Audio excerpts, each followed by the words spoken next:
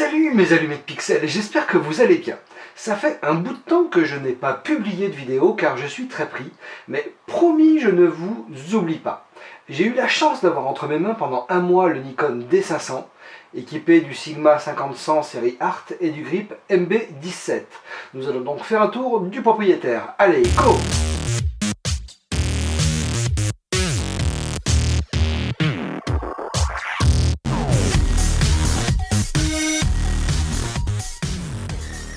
Le D500 était très attendu par bon nombre de photographes comme étant le remplaçant du D300 et D300S. Nikon a fait patienter son monde, mais je peux facilement dire que c'est pour la bonne cause. Pour moi, le D500 c'est le renouveau des formats DX en mode professionnel. Pourquoi? Eh bien parce que un capteur hérité du D5, X-Speed 5, sensibilité ISO améliorée, autofocus 153 collimateurs dont 55 sélectionnables, vidéo UHD et viseur optique 100%, et un écran tactile et orientable haut et bas. Bref, une bête de guerre parfaite pour capter un tas de situations, portraits, immobilier, animalier, sport, etc.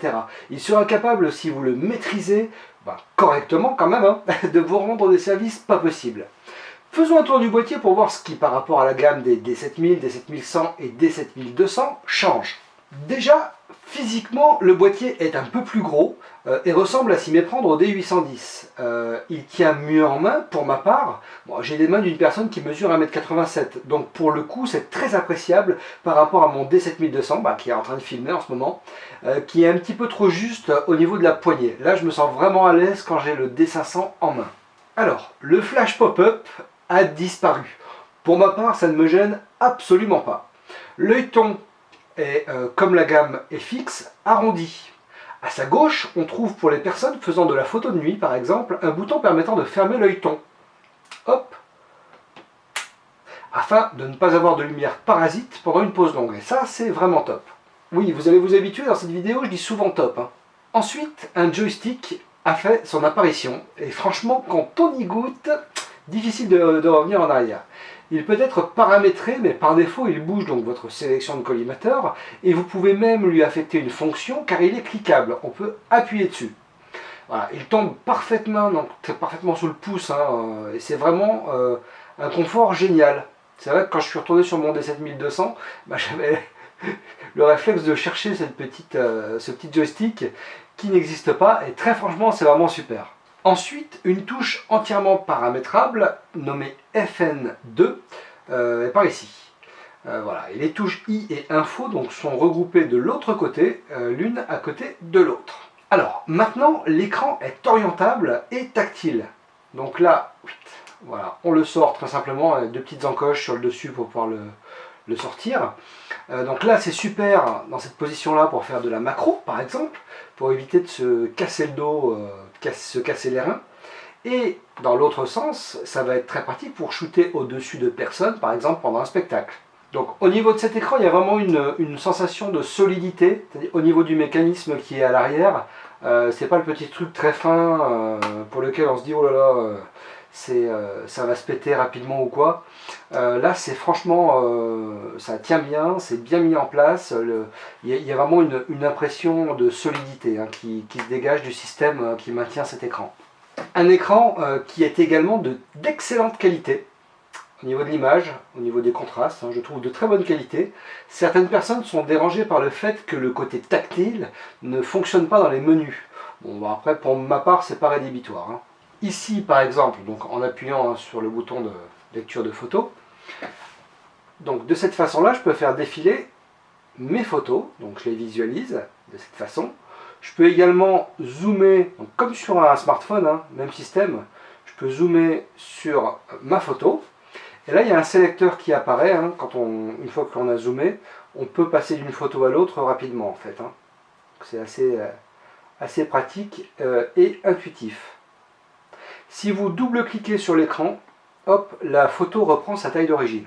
Autre chose, si vous placez votre doigt en bas en fait, de l'écran tactile, on peut afficher une barre de déplacement prévue pour faire défiler de façon rapide les photos. Donc je place mon doigt et vous faites défiler de façon rapide toutes les photos.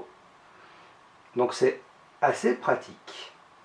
Alors, Pour ceux qui pensent que le capteur de 21 millions de pixels, enfin pratiquement 21 millions de pixels, est un pas en arrière, je les rassure tout de suite, les images sont piquées et d'une qualité superbe.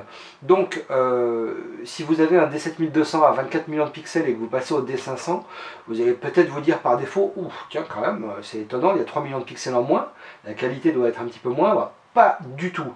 C'est le capteur du D5. Je peux vous assurer que les 21 millions de pixels sont très très bien optimisés et on a une qualité d'image vraiment superbe. Allez, maintenant on va voir ce qui se trouve au-dessus. Donc le trèfle apparaît, donc c'est ce qu'on retrouve sur la gamme professionnelle des réflexes Nikon. Et on y retrouve en fait les réglages de balance des blancs sur le côté gauche avec WB, la mesure de lumière à droite, le bouton mode afin de sélectionner les modes A, S, P et M. Donc même système, là on appuie sur le bouton et on tourne la molette arrière, enfin c'est la molette principale, afin de sélectionner donc les modes. Donc là plus de mode automatique, on est vraiment sur un réflexe typé Pro. Et donc là on est obligé de connaître son boîtier. Et le bouton Cal qui est sur le dessus, qui permet de régler la façon dont vous enregistrez vos photos, en RAW, JPEG, RAW plus JPEG, etc.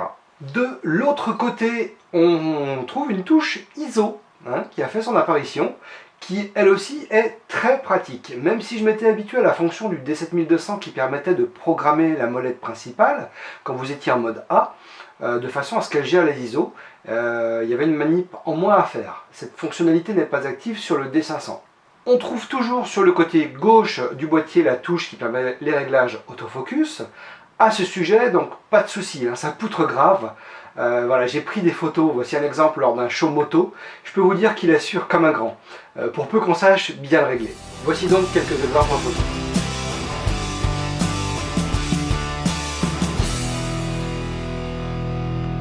C'est pas mal, hein. Ce boîtier fait rêver de nombreux nikonistes, également pour son haut débit en photographie grâce à son mode rafale, CH, qui est là, à 10 images par seconde. Et là, alors par contre, faites bien attention. Vous accéderez au Graal de vitesse de 200 images en RAW à la suite avec ce boîtier si votre carte XQD et votre carte SDHC sont à une certaine norme. Sinon, pas de 10 images secondes. Par exemple, là, avec cette carte 1400X, je n'atteins pas les 10 images secondes.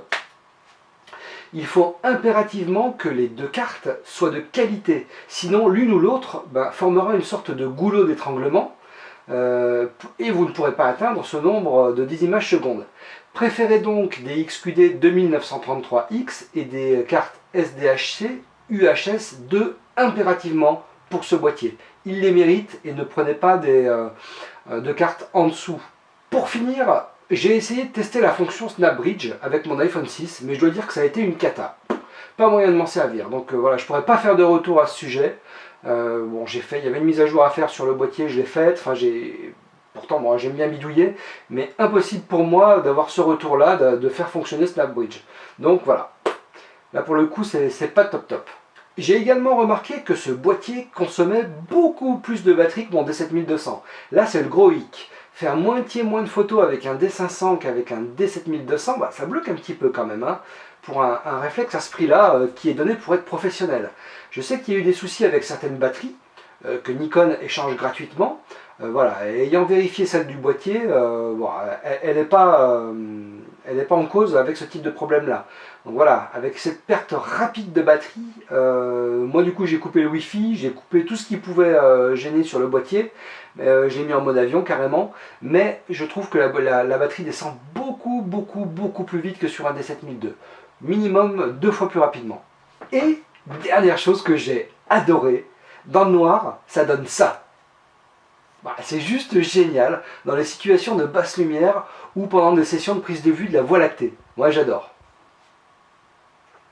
Pour conclure, ce boîtier m'a vraiment fait une excellente impression. De par ses qualités ergonomiques, photographiques, le mode de gestion de la lumière qui est de meilleure qualité, etc.